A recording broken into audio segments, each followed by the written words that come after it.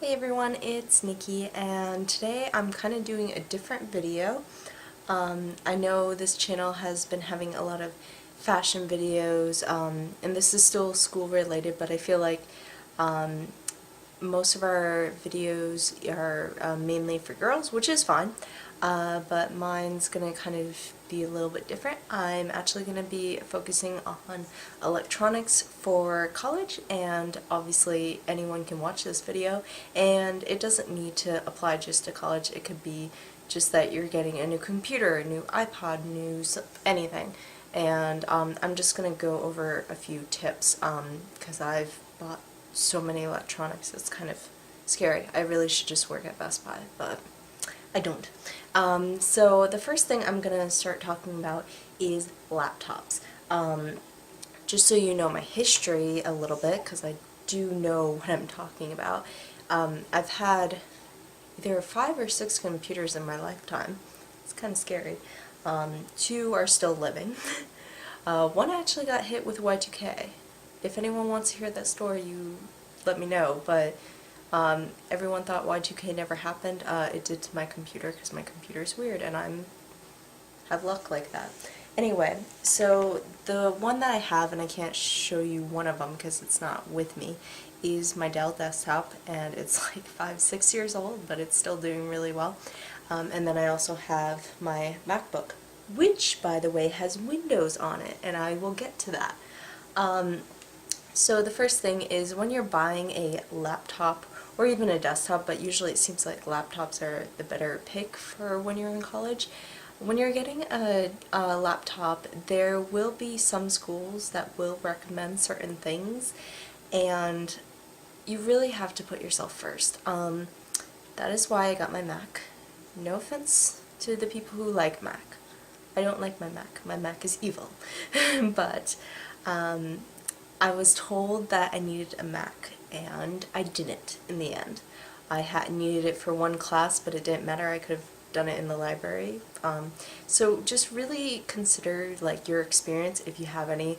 Like if you've done really good with PCs like I did, it was very difficult for me to have a Mac, and I was trying to figure out all the different programs, what they did and everything.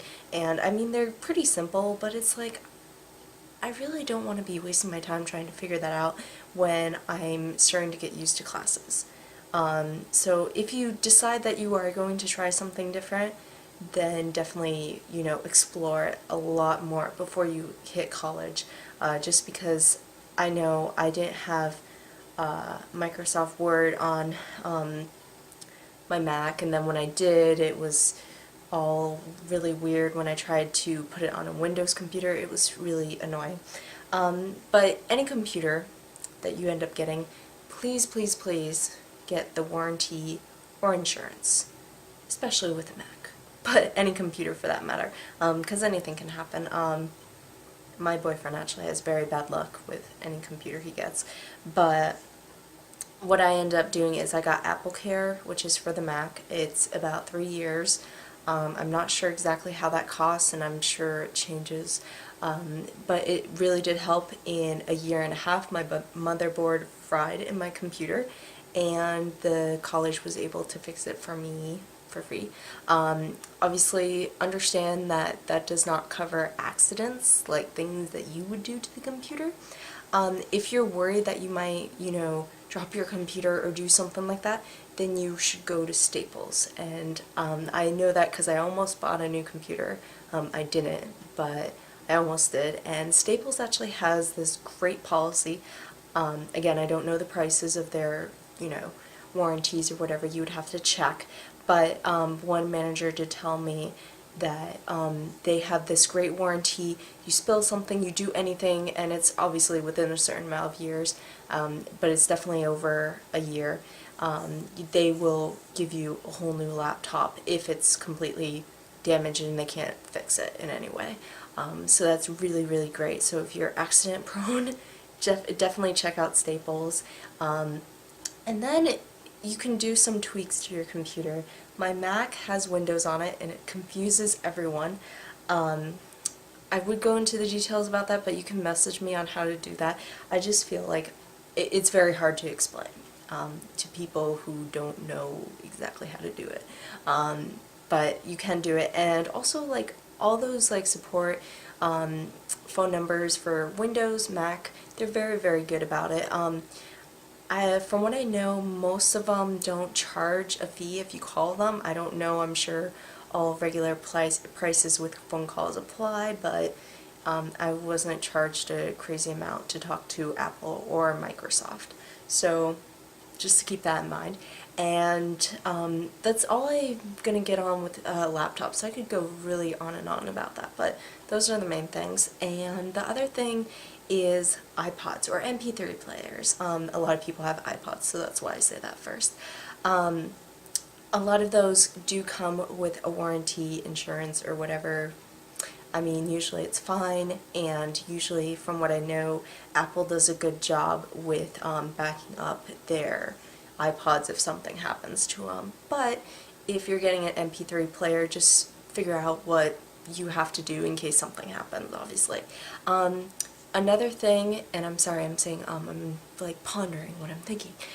The other thing is, please, and it's not like I agree or disagree with illegal downloads, but you can't do it when you're on your college's like network, because they can track you down. It's a lot easier if you do it that way, and they can find your IP address and stuff like that. Obviously there's probably some ways around it, but really don't chance it. If you really want to go get the music, then maybe you should go someplace where the internet is okay to use and do it that way. But I know some college kids who did get in trouble. I don't think they were suspended, but they were definitely fined, and I don't know all the details, but I know a few people in my college, a few people in my boyfriend's college when he was not going to my college, so it does happen. So just be careful about that. You know, just decide how to be safe, and just realize that you're taking a risk if you are going to be using the college server. But those are the main things. Also get a case for your MP3 player, iPod. You should get a case for almost all your electronics, just because things happen, you know. So just get protection for your electronics. And then the other one is eReaders. I don't own an eReader, so I'm only going by the experience that I played with one for a while. And the only thing about eReaders is I know some professors who don't have ebooks. Sometimes they're very hard to come by. Sometimes it's great, because if you're looking for the answer of a question in your homework, you can just search the whole book. So that's really great about ebooks. But other than that, I mean, you have to realize that reading on a computer screen is different than reading an actual book. I know me, if I were to read on a screen for a very long period of time, my eyes would get red and I would get very irritated with it.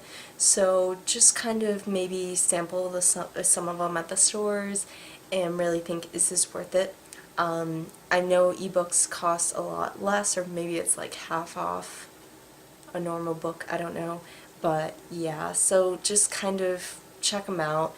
And obviously, if you have the money and you really want one, I don't think it's a horrible thing, as long as you know that you're okay with reading that kind of thing.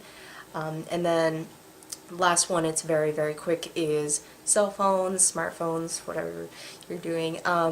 Before you go off to college, know your cell phone plan.